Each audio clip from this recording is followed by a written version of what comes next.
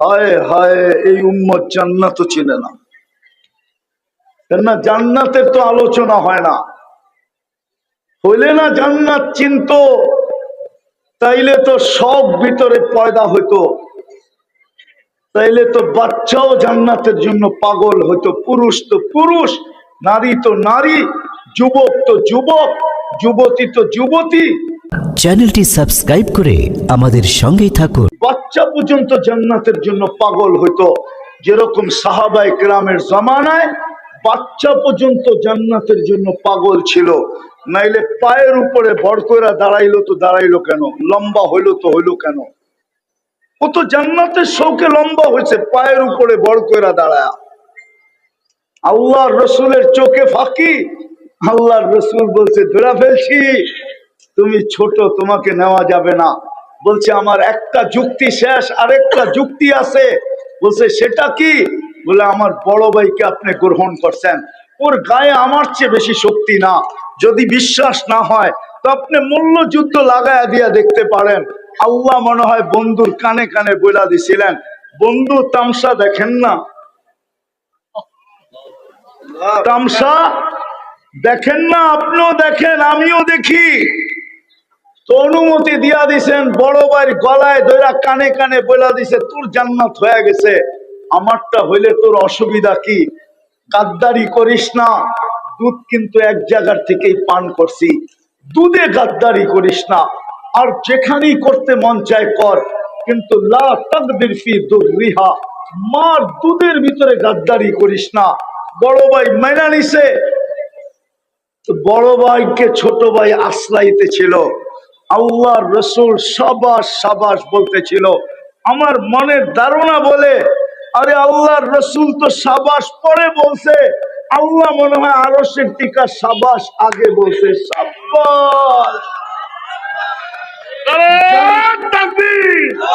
জান্নাতের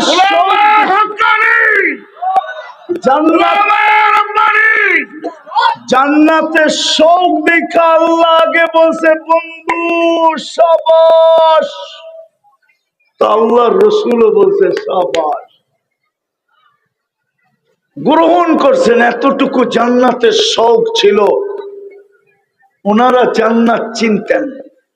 আল্লাহর রসুল এতটুকু শুনাইছিলেন জান্নাত। শুনাইতে শুনাইতে শুনাইতে শুনতে শুনতে শুনতে শুনতে সবার সামনে জান্নাত চলে আসছিল।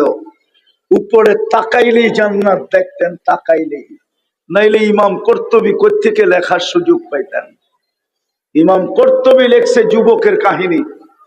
যুবক সারা রাত্র নামাজ পড়ে আর সারাদিন রোজা রাখে। গড়ালারা বুঝাইছে এত নামাজ পড়িস না, পাগল হয়ে যাবি। বন্ধুরা বুঝাইছে এত রোজা রাখিস না, মাথা রক শুকায় তার ছিঁড়া যাবে।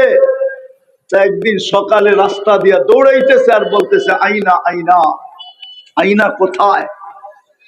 তো গড়ালারাও বলতেছে তার ছিঁড়ছে, বন্ধুরাও বলতেছে তার ছিঁড়ছে। যে জিজ্ঞাসা করছে তার কি ছিল? না, তার ছিঁড়ে নাই, তার ঠিকই আছে। বলে তাইলে রাস্তা দিয়া দৌড়াস কেন আর বলিস কেন আইনা আইনা? সকালে একটু ঘুম আসছিল, জান্নাতের বাগান দেখলাম যেটা ফুলে আর ফলে ভরা। ও আসলিয়ার শ্রমিক পেশার মানুষগুলা, জান্নাতে ফল ধরবে সোনার গাছে, রূপার গাছে, কাঠের গাছে না। কিসের গাছে? আরে বলেন না। জান্নাতে ফল ধরবে সোনার গাছে,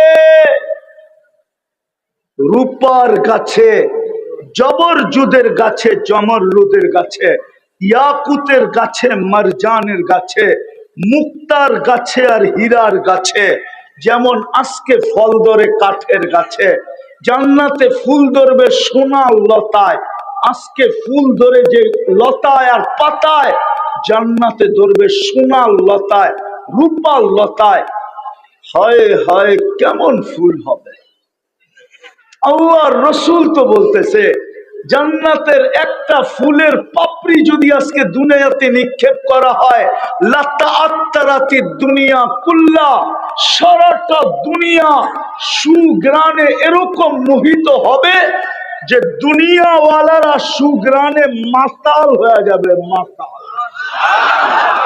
যদি একটা পাপড়ি নিক্ষেপ করে, পাপড়ি।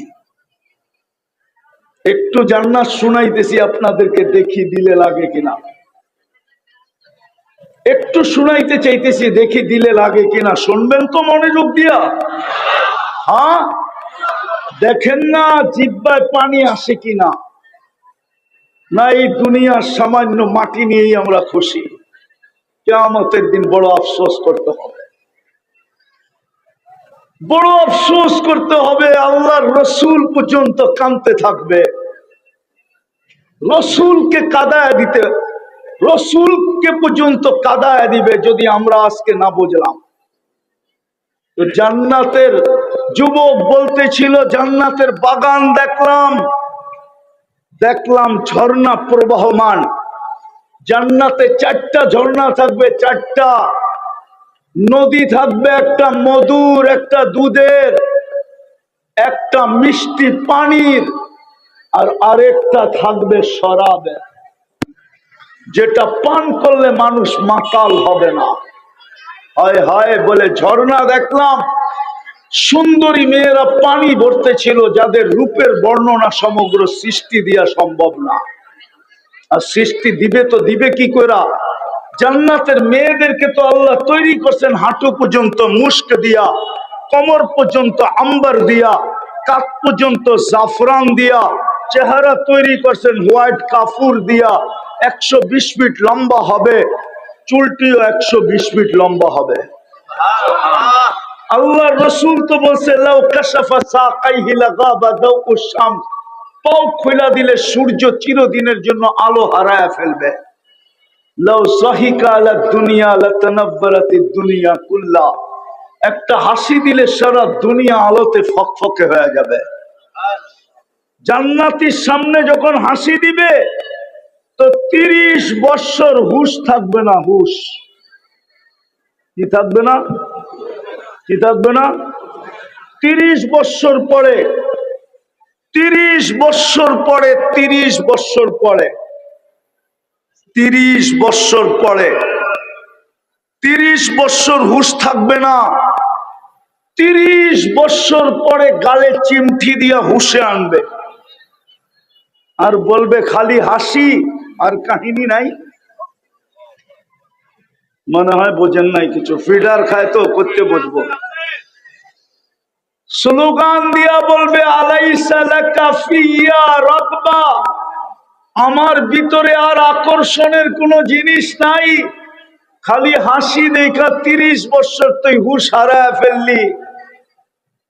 আল্লাহ রসুল বলে, একটা চুল আকাশের নিচে নাড়া দিলে লাতাআত্তারাতিদ দুনিয়া কুল্লা, পুরাটা দুনিয়া সুঘ্রাণে মোহিত হয়ে যাবে।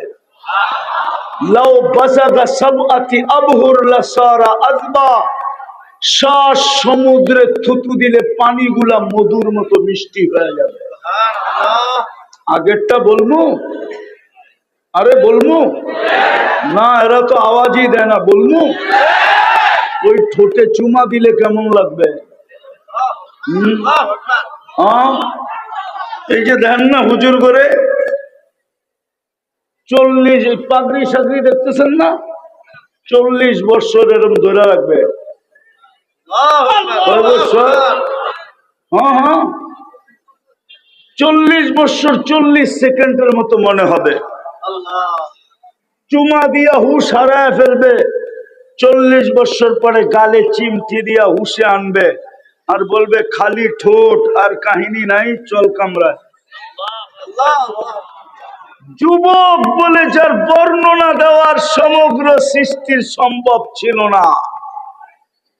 আমি যখন কাছে গেলাম তো চিৎকার দিয়ে বলল, আয়নার স্বামী আসছে। জিজ্ঞাসা করলাম, তোমাদের ভিতরে আয়না কে? বলে, আমরা কোথায়, আমরা তো ওর খাদেম, ও তো আরো আগে। বলে, হাঁটার গতি বাড়ায় দিলাম। দ্বিতীয় বাগানে পৌঁছলাম, ওইখানেও ঝর্ণা প্রবাহমান ছিল। প্রথম মেয়েদের চেয়ে কুঠিগুণ সুন্দরী মেয়েরা পানি ভরতে ছিল। কাছে যখন গেলাম তো আগের মতোই বলল, আইনার স্বামী আসছে। জিজ্ঞাসা করলাম আইনাকে, তো বলল আমরা কোথায়, ও তো আরো আগে। বলে এখন আর হাঁটার গতি বাড়াইলাম না, দৌড়াইতে শুরু করলাম। তৃতীয় বাগানে